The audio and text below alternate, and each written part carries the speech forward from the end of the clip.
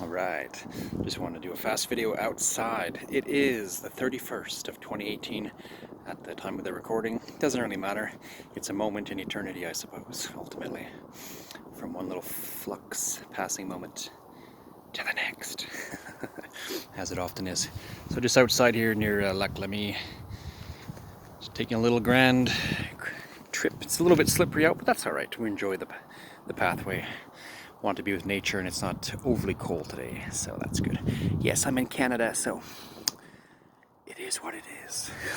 I just want to give people a quick hello and to say that as the years come and go, they come again, they go again.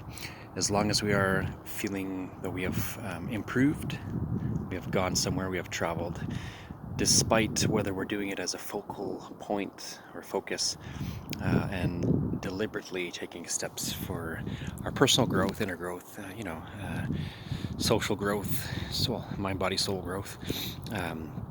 If we're not even taking deliberate steps for that, it's still being like we still exist. Eternity is still happening. The now is still happening. Unfoldment is still happening. And how much the better when we are actually putting a little bit of an effort. So I wanted to say that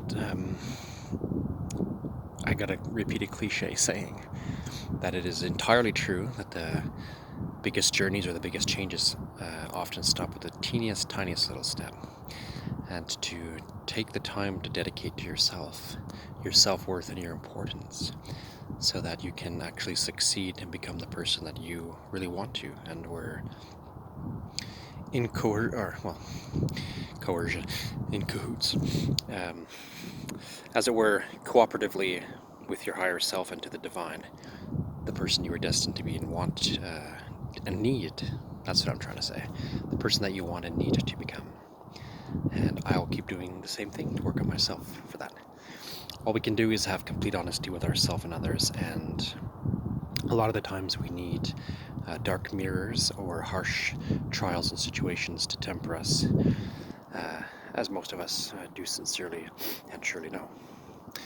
But I found that any time we take to really listen quietly, and we can take time to meditate and relax or to chill to find some peace, but if you're looking for growth, if you're focusing your intention on growth and you want to actually do something, then just take the tiniest step towards it, even if it's a micro step, even if it's a tiny promise. It means nothing unless you actually do something about it.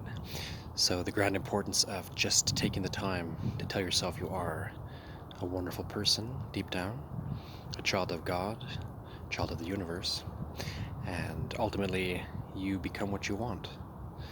You become your thoughts, or your thoughts become you, as they say in the old words.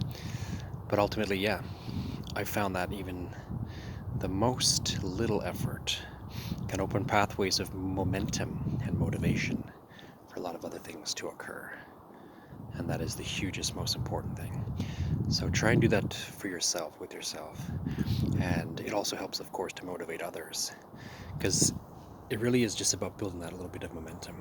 And it's okay to stop. It's like we're running a race course, going in laps. Then all of a sudden, like a video game or something, it changes, or there's a new dimension to it, a new color, a new lane opens up, then you're in a different place.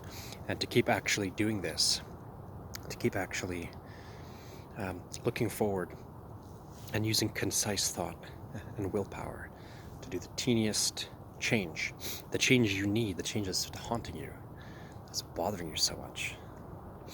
And a little implementation of this, and everything is beautiful. Rededicating yourself to you, to God, to the universe, to others, to the light, whatever you want to call, whatever your calling really is. You already know it, and it's going to keep pestering you and bothering you to succeed at it. And a lot of the times we get, yes, I've said it so many times and others can say it, addicted to distractions, subtractions, and settling. And it's okay to settle if you need a lazy life, like a house cat even. It's not about being ashamed and upset. It's just that haunting negative feeling inside that we feel, bothering us, constantly calling on us, ringing the doorbell, ding, ding, ding, ding, wake up, do something.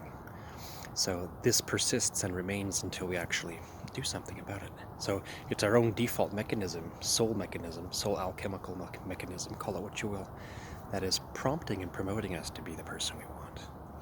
So this year, don't necessarily make huge changes and say something like, oh, I plan to get tons more money, or I need to lose a bunch of pounds. Even those things, fine and so be it, but take the concrete tiny step to change a little habit, and then a couple of other little habits, little tiny ones, little pestering ones, little things that we're negligent or lazy to do something about. The tiniest little things, like you don't like cleaning your place as often, or you don't like taking the time to make something a little more special for you, or others, or whatever. Change the tiny thing and watch the momentum grow. That's all I gotta say. And I'm gonna work on that myself continually. So I wish you the best. Have a lovely year.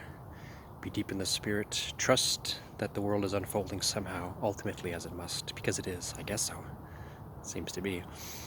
If there are indeed wiser beings than us who have seen these worlds come and go before, maybe we have too. Wink, wink. Then maybe it's not all that bad. Maybe a bit shameful and embarrassing, but maybe not all that bad. Ultimately, the spirit maintains and is self-existent, and these strange and fabulous and sometimes horrifying worlds are just our tests and our schools and our experiences. But become what you want, who you want, and watch things multiply for abundant benefit for yourself. And I'll do the same.